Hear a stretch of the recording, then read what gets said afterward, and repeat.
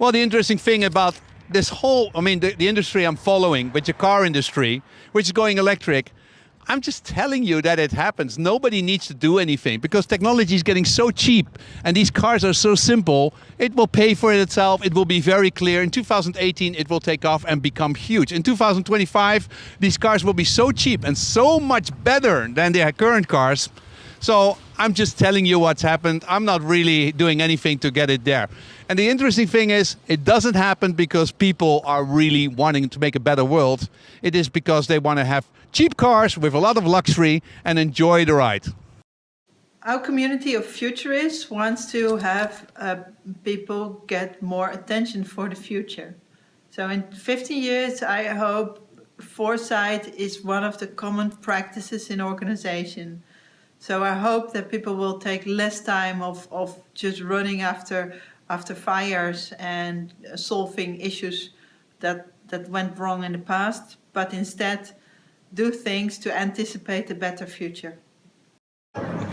So as far as technical advancement that I'm hoping to see in 10, 15 years in a store, reality is my thought process, my prediction is that the concept of stores is going to be disrupted. With what I'm seeing in additive manufacturing, 3D printing, there was a lot of hype about home 3D printing, and people were really disappointed when it didn't really come to fruition because technology was too raw, and really how many iPhone cases do you really need? So we're current generation 3D printing technology now, it's cost competitive with small batch manufacturing. So what it means is going commercial. And next step is going to be eating into larger and larger production, maybe disrupting plastic injection molding at some point, and really getting into to a point where we can print complete products. We're really not that far from that. So I think within 10, 20 years, maybe sooner, maybe later, we will actually see a raw material, just like you have water and electricity coming to your house, you'll have magic dust that comes in a pipe into your house, and you'll have a 3D printer as an appliance in your kitchen or another part of your house, where anything that you want, everything you order online, you'll basically be buying bytes, or bits rather than data rather than physical things, and you'll be printing them at home. So it's really going to disrupt certainly manufacturing, certainly logistics, very likely the way we acquire things, the way we get things. It's just a question of when. This technology will get us there, and it's going to be a fundamental shift in a lot of ways in most things that we do. So I'm incredibly excited and a little bit afraid for the future. The three things that I'm excited about and a little apprehensive about, because our political, economical systems are going to have to change to address this, is additive manufacturing, augmented reality, and artificial intelligence. Those are the three areas that I think are going to be fundamental in not just making certain things a little bit easier, faster, cheaper, but fundamental shifts in most industries that we know today, in the way of doing business, which creates incredible opportunity. At the same time, it's going to be painful transition for a lot of people that are invested, personally, and companies in the old way of doing business.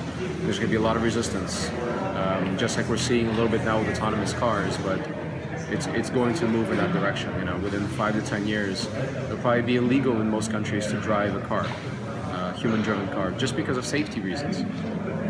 So it's going to be it's a very interesting time to be alive, and it's very important for us to study our history and not repeat our mistakes.